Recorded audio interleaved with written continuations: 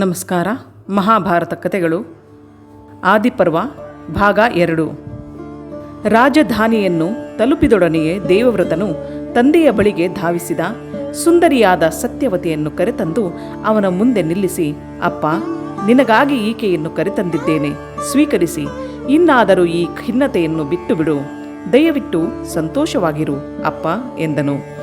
ಅಂತರಿಕ್ಷದಿಂದ ಇನ್ನೂ ಭೀಷ್ಮ ಭೀಷ್ಮ ಎಂಬ ಧ್ವನಿ ಮೊಳಗುತ್ತಿರುವುದು ಕೇಳಿಸುತ್ತಿತ್ತು. ಶಂತನುವು ನಡೆದುದೆಲ್ಲವನ್ನೂ ಕೇಳಿದನು. ಅವನ ಹೃದಯವು ದುಃಖದಿಂದ ತುಂಬಿ ಹೋಯಿತು. ಮನಸ್ಸಾಕ್ಷಿಯು ಅವನನ್ನು ತೀವ್ರವಾಗಿ ಘಾತಿಸಿತು. ಮಹಾವೀರನಾದ ಸುಂದರಾಂಗನಾದ ದೈವೀ ಪುರುಷನೆನಿಸಿದ ಮಗನು ತಾನೇ ತನ್ನ ಮೇಲೆ ವಿಧಿಸಿಕೊಂಡ ಅಜೀವ ಬ್ರಹ್ಮಚರ್ಯ ವ್ರತವನ್ನು ಕಲ್ಪಿಸಿಕೊಳ್ಳಲು ಅವನಿಗೆ ಸಾಧ್ಯವಾಗದೆ ಹೋಯಿತು. ಆದರೆ ವಿಧಿ ಹೆಣೆದ ಬಲೆಯನ್ನು ಬಿಡಿಸುವುದು ಸಾಧ್ಯವೇ? ಶಂತನುವಿನ ಬಯಕೆಯಂತೂ ಈಡೇರಿತು. ತನ್ನ ಕೃತಜ್ಞತೆಯ ಕುರುಹಾಗಿ, ತನ್ನ ಪ್ರೇಮದ ಕುರುಹಾಗಿ ಪ್ರೀತಿಯ ದೇವವ್ರತನಿಗೆ, ನೀನು ಇಚ್ಛಾಮರಣಿಯಾಗು, ನೀನಾಗಿ ಬಯಸುವವರೆಗೂ ಮೃತ್ಯುವು ನಿನಗಾಗಿ ಕಾದುಕೊಂಡಿರಲಿ ಎಂದು ಒಂದು ವರವನ್ನು ಕೊಟ್ಟನು. ಇದಕ್ಕಾಗಿ ಅವನು ತನ್ನ ತಪಃಫಲವನ್ನೆಲ್ಲ ಧಾರೆ ಎರೆಯಬೇಕಾಯಿತು. ಜೀವನದಲ್ಲಿ ತನ್ನ ಮಗನು ಕಳೆದುಕೊಂಡ ಸಮಸ್ತಕ್ಕಾಗಿ ತನ್ನದೇ ಆದ ರೀತಿಯಲ್ಲಿ ಪರಿಹಾರವನ್ನೊದಗಿಸಲು ತಂದೆಯು ಪ್ರಯತ್ನಿಸಿದನು. ಶಂತನು ಸತ್ಯವತಿಯನ್ನು ಮದುವೆಯಾಗಿ ಕೆಲ ವರ್ಷಗಳು ಸುಖವಾಗಿದ್ದನು. ಅವರಿಗೆ ಹುಟ್ಟಿದ 2 ಮಕ್ಕಳಿಗೆ ಚಿತ್ರಾಂಗದ, ವಿಚಿತ್ರವೀರ್ಯ ಎಂದು ಹೆಸರಿಡಲಾಯಿತು. ವರ್ಷಗಳು ಉರುಳಿದವು. ಶಂತನು ಮಹಾರಾಜನು ವೃದ್ಧಾಪ್ಯದಿಂದ ಪ್ರಾಣಬಿಟ್ಟನು. ರಾಜ್ಯಭಾರವು ಭೀಷ್ಮನೆಂದು ಖ್ಯಾತನಾಗಿದ್ದ ದೇವವ್ರತನ ಮೇಲೆ ಬಿದ್ದಿತು. ಚಿತ್ರಾಂಗದನು ಇನ್ನೂ ಚಿಕ್ಕವನು. ಅವನಿಗೆ ಯುವರಾಜ ಪಟ್ಟ ಕಟ್ಟಿ ಅವನ ಪರವಾಗಿ ಭೀಷ್ಮನು ರಾಜ್ಯಭಾರವನ್ನು ಹೊರಲೇಬೇಕಾಯಿತು. ಹೀಗೆ ಭೀಷ್ಮನು ಕೆಲವು ವರ್ಷಗಳನ್ನು ಕಳೆದನು. ನಂತರ ಇದ್ದಕ್ಕಿದ್ದಂತೆ ದುರಂತವು ಬರ ಸಿಡಿಲಿನಂತೆ ಬಂದೆರಗಿತು. ಚಿತ್ರಾಂಗದನೆಂಬ ಗಂಧರ್ವನಿಗೆ ಮಾನವನೊಬ್ಬ ತನ್ನ ಹೆಸರನ್ನಿಟ್ಟುಕೊಂಡದ್ದು ಸರಿ ಬೀಳಲಿಲ್ಲ. ಆ ಹೆಸರಿಗೆ ನೀನು ಯೋಗ್ಯನೆಂಬುದನ್ನು ನನ್ನೊಡನೆ ಯುದ್ಧ ಮಾಡಿ ತೋರಿಸು ಎಂದು ಹುರುಡು ಕಟ್ಟಿ ನಿಂತನು. ಕುರುಕ್ಷೇತ್ರ ರಣರಂಗದಲ್ಲಿ 2 ಚಿತ್ರಾಂಗದರುಗಳ ನಡುವೆ ಯುದ್ಧ ಏರ್ಪಟ್ಟಿತು. ಈ ಯುದ್ಧದಲ್ಲಿ ಶಂತನುವಿನ ಮಗ ಚಿತ್ರಾಂಗದನು ಮರಣ ಹೊಂದಿದನು. ಭೀಷ್ಮನಿಗೆ ಅಪಾರ ದುಃಖವಾಯಿತು. ಅವನು ಸತ್ಯವತಿಯ 2ನೆಯ ಮಗ ವಿಚಿತ್ರವೀರ್ಯನಿಗೆ ಯುವರಾಜ ಪಟ್ಟವನ್ನು ಕಟ್ಟಿ ಅವನ ಹೆಸರಿನಲ್ಲಿ ರಾಜ್ಯಭಾರವನ್ನು ಮುಂದುವರಿಸಿದನು. ಬಾಲಕ ವಿಚಿತ್ರವೀರ್ಯನು ಅಣ್ಣನಿಗೆ ವಿಧೇಯನಾಗಿದ್ದನು. ಪ್ರಜೆಗಳು ಸುಖವಾಗಿದ್ದರು. ಅನಭಿಷಿಕ್ತನಾದ ಭೀಷ್ಮನ ಆಳ್ವಿಕೆಯಲ್ಲಿ ಹಸ್ತಿನಾಪುರದ ಎಲ್ಲರೂ ಆನಂದದಿಂದಿದ್ದರು. ಪುಟ್ಟ ವಿಚಿತ್ರವೀರ್ಯನೇ ಈಗ ಸತ್ಯವತಿಯ ಆಶಾಕಿರಣ. ಅವಳಿಗೆ ಈಗ ಉಳಿದಿರುವುದು ಅವನೊಬ್ಬನೇ ಮಗ. ಭೀಷ್ಮನು ಅಣ್ಣನಾಗಿದ್ದರೂ ತಂದೆಯಂತೆ ಅವನನ್ನು ನೋಡಿಕೊಳ್ಳುತ್ತಿದ್ದನು. ವರ್ಷಗಳು ಉರುಳಿದವು. ವಿಚಿತ್ರವೀರ್ಯನ ಮದುವೆಯನ್ನು ಕುರಿತು ಭೀಷ್ಮನು ಯೋಚಿಸುವ ಕಾಲವು ಬಂದೊದಗಿತು. ಆಗ ಕಾಶಿರಾಜನಿಗೆ ಅಂಬೆ, ಅಂಬಿಕೆ, ಅಂಬಾಲಿಕೆ ಎಂಬ 3 ಸುಕುಮಾರಿಯರಾದ ಮಕ್ಕಳಿದ್ದರು. ಇವರುಗಳು ತನ್ನ ತಮ್ಮನಿಗೆ ಯೋಗ್ಯರಾಗಬಹುದೆಂದು ಭೀಷ್ಮನು ಯೋಚಿಸಿದನು. ಇನ್ನೇನು ಮಾತುಕತೆ ಆರಂಭಿಸಬೇಕು ಎನ್ನುವಷ್ಟರಲ್ಲಿ ಕಾಶಿರಾಜನು ತನ್ನ ಕುಮಾರಿಯರಿಗೆ ಸ್ವಯಂವರವನ್ನು ಏರ್ಪಡಿಸಿರುವನೆಂಬ ಸುದ್ದಿ ಬಂದಿತು. ಭೀಷ್ಮನಿಗೆ ಈ ಅಪಮಾನವನ್ನು ಸಹಿಸುವುದು ಸಾಧ್ಯವಾಗಲಿಲ್ಲ. ಕಾಶಿರಾಜನ ಮನೆಯಿಂದ ಕುರುವಂಶಕ್ಕೆ ಹೆಣ್ಣು ತರುವುದು ಮೊದಲಿನಿಂದಲೂ ನಡೆದು ಬಂದ ಪದ್ಧತಿ. ಅಂಥದ್ದರಲ್ಲಿ ಪದ್ಧತಿಗೆ ವಿರೋಧವಾಗಿ ಕಾಶಿರಾಜನು ಸ್ವಯಂವರವನ್ನು ಏರ್ಪಡಿಸುವುದೇ? ಅದೂ ನನಗೆ ತಿಳಿಸದೆ ಅವನು ಸ್ವಯಂವರ ನಡೆಯುತ್ತಿದ್ದ ಸ್ಥಳಕ್ಕೆ ಧಾವಿಸಿದನು. ಸ್ವಯಂವರಕ್ಕೆ ಸಿದ್ಧತೆಗಳೆಲ್ಲ ಭರದಿಂದ ಸಾಗಿದ್ದವು. ಭರತ ವರ್ಷದ ಎಲ್ಲ ಭಾಗಗಳಿಂದಲೂ ರಾಜರುಗಳು ಬಂದಿದ್ದರು. ಅವರೆಲ್ಲ ಭೀಷ್ಮನನ್ನು ನೋಡಿದರು. ಪರಿಹಾಸದ, ಅವಹೇಳನದ, ತಿರಸ್ಕಾರದ ಕಿರುನಗೆಗಳು ಅವರ ಮುಖಗಳಲ್ಲಿ ಲಾಸ್ಯವಾಡುತ್ತಿದ್ದವು. ದೇವವ್ರತನನ್ನು ನೋಡಿ, ಇವನು ಬ್ರಹ್ಮಚಾರಿ, ಈ ರಾಜಕುಮಾರಿಯರ ಸ್ವಯಂವರಕ್ಕೆ ಬಂದಿದ್ದಾನೆ. ನಿಜಕ್ಕೂ ಹೇಳುವುದಾದರೆ ಪ್ರಕೃತಿ ನಿಯಮವನ್ನು ಯಾರು ತಾನೇ ಮೀರುವುದಕ್ಕಾಗುತ್ತದೆ? ರಾಜಕುಮಾರಿಯರ ಸೌಂದರ್ಯವು ಋಷಿಗಳನ್ನು ಕದಲಿಸುವಂಥದು ಎಂದ ಮೇಲೆ ಹುಲು ಮಾನವರಾದ ದೇವವ್ರತನ ಪಾಡೇನು? ತಂದೆಯ ತೃಪ್ತ್ಯರ್ಥವಾಗಿ ಮಾಡಿದ ಪ್ರತಿಜ್ಞೆಯನ್ನು ಮರೆತಿರುವನೆಂದು ಕಾಣುತ್ತದೆ. ಒಬ್ಬಳಾದರೂ ರಾಜಕುಮಾರಿ ತನ್ನನ್ನು ಆರಿಸಬಹುದೆಂಬ ಆಸೆಯಿಂದ ಬಂದಿರುವನೆಂದು ಕಾಣುತ್ತದೆ. ಅಯ್ಯೋ ಪಾಪ, ವೃಥಾ ಆಸೆ ಪಡುತ್ತಾನೆ.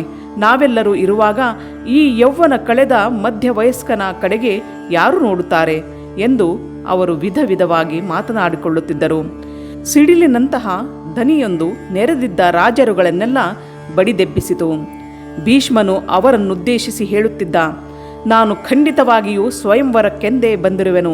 ಈ ರಾಜಕುಮಾರಿಯರನ್ನು ನಾನು ಹಸ್ತಿನಾಪುರಕ್ಕೆ ಕೊಂಡೊಯ್ಯಲಿರುವೆನು. ಅವರನ್ನು ನನ್ನ ತಮ್ಮ ವಿಚಿತ್ರ ವೀರ್ಯನಿಗೆ ಕೊಟ್ಟು ಮದುವೆ ಮಾಡುವೆನು. ಅವರು ಕುರು ಸಾರ್ವಭೌಮನ ರಾಣಿಯರಾಗಿ ಕುರುವಂಶದ ಸೊಸೆಯಂದಿರಾಗುವರು. ನಿಮ್ಮಲ್ಲಿ ಯಾರಿಗಾದರೂ ಧೈರ್ಯವಿದ್ದರೆ, ಸಾಹಸವಿದ್ದರೆ ನನ್ನಿಂದ ಈ ಕುವರಿಯರನ್ನು ಗೆದ್ದು ಪಡೆದುಕೊಳ್ಳಬಹುದು. ಯಾರೇ ನನ್ನನ್ನು ಎದುರಿಸಿ ನಿಂತರೂ ಅವರೊಂದಿಗೆ ಹೋರಾಡಲು ನಾನು ಸಿದ್ಧನಾಗಿರುವೆನು. ಹೀಗೆಂದ ಭೀಷ್ಮನು ರಾಜಕುಮಾರಿಯರನ್ನು ಒಬ್ಬೊಬ್ಬರನ್ನೇ ಕೈ ಹಿಡಿದು ರಥಕ್ಕೆ ಹತ್ತಿಸಿಕೊಂಡನು. ಇನ್ನೇನು ಹೊರಡಬೇಕೆನ್ನುವಷ್ಟರಲ್ಲಿ ರಾಜರುಗಳೆಲ್ಲ ಕ್ರೋಧಾವಿಷ್ಟರಾದರು. ಕಾಶಿರಾಜನು ಸಹಾಯಕ್ಕಾಗಿ ಅವರೆಡೆಗೆ ನೋಡಿದನು. ಎಲ್ಲರೂ ಒಟ್ಟಾಗಿ ಭೀಷ್ಮನೆಡೆಗೆ ನುಗ್ಗಿ ಬಂದರು. ಭೀಷ್ಮನು ಅವರೆಲ್ಲರನ್ನೂ ಒಟ್ಟಿಗೆ ಎದುರಿಸಿ ಅನಾಯಾಸವಾಗಿ ಸೋಲಿಸಿದನು. ರಾಜಕುಮಾರಿಯರೊಂದಿಗೆ ಭೀಷ್ಮನ ರಥವು ಹಸ್ತಿನಾಪುರದೆಡೆಗೆ ಮುನ್ನಡೆಯಿತು.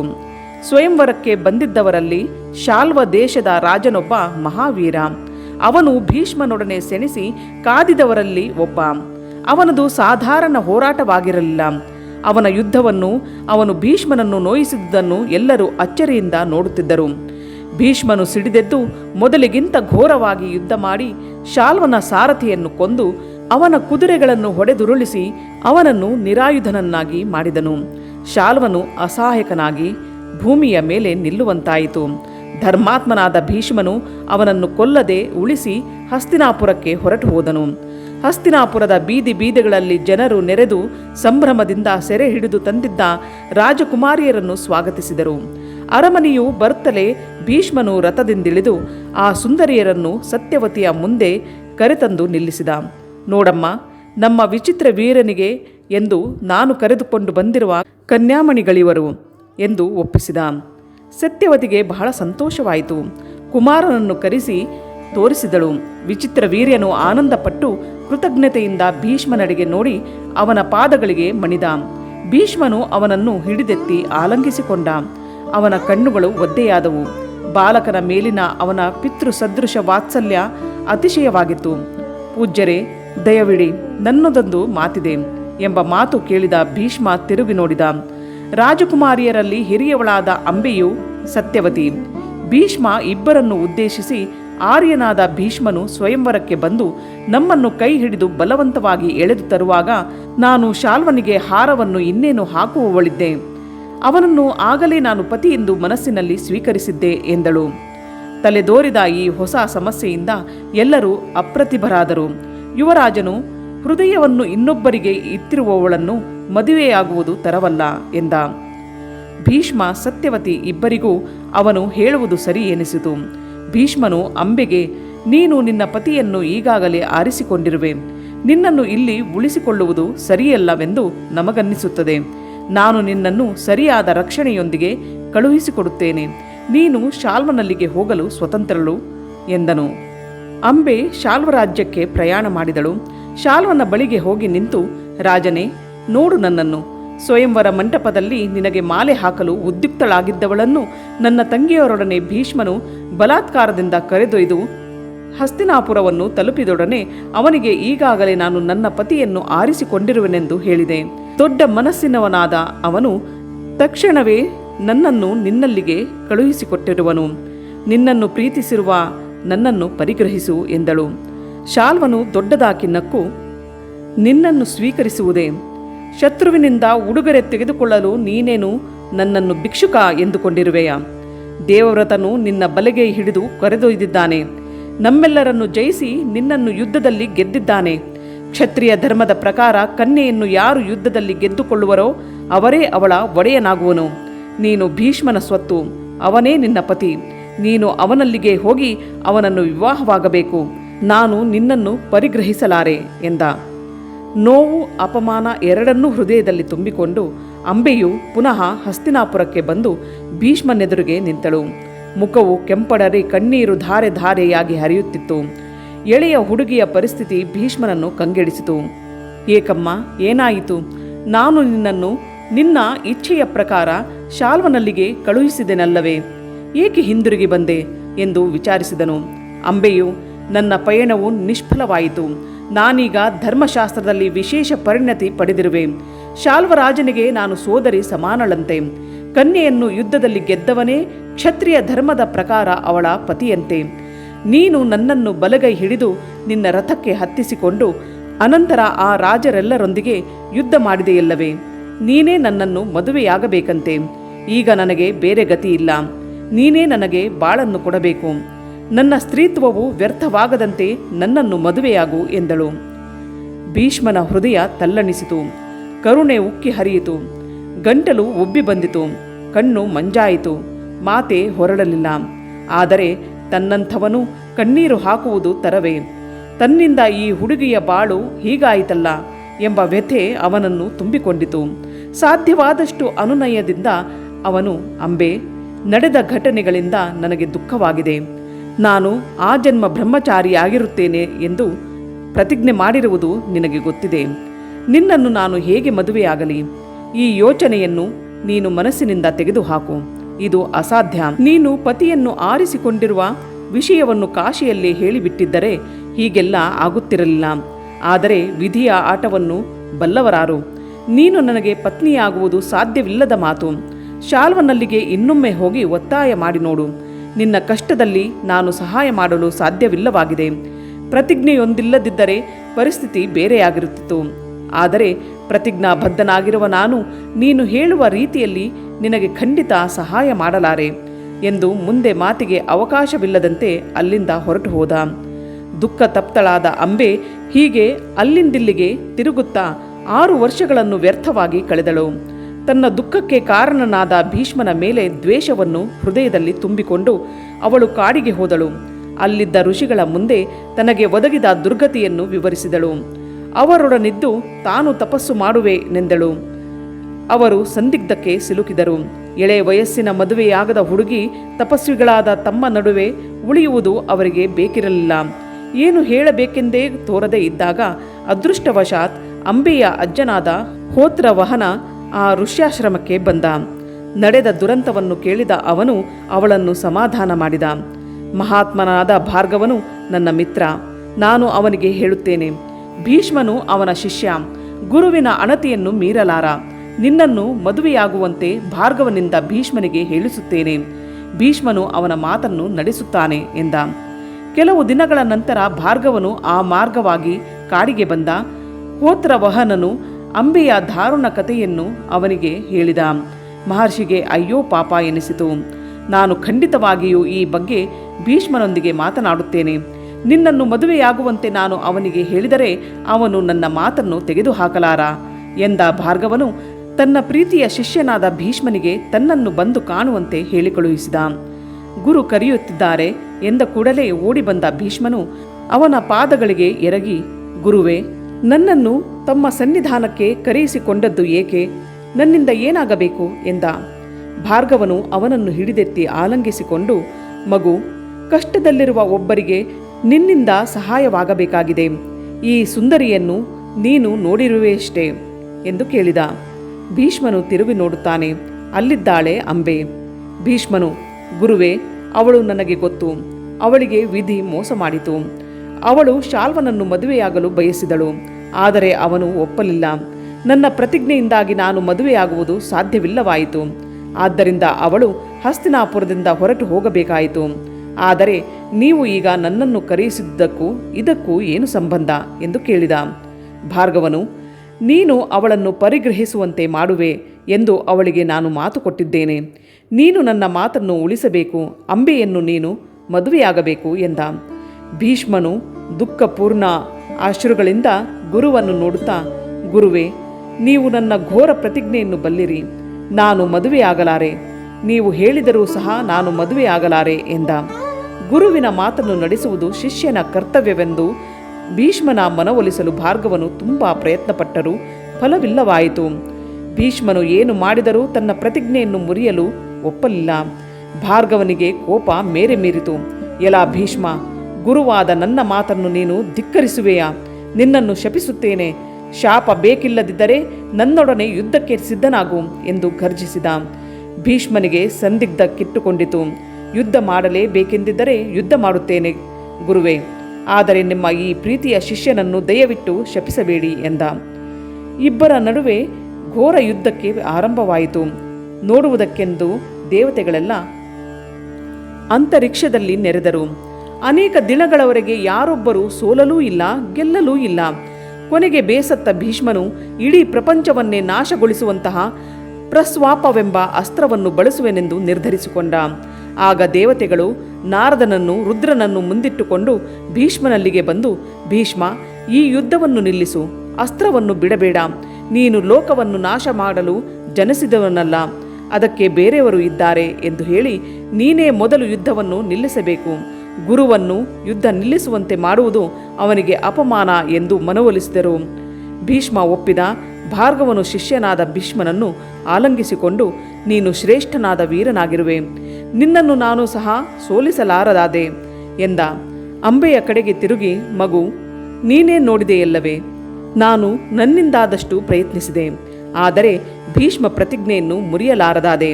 ಅವನು ಸತ್ಯಪಥದಿಂದ ಸ್ವಲ್ಪವೂ ಅತ್ತಿತ್ತ ಚಲಿಸುವವನಲ್ಲ.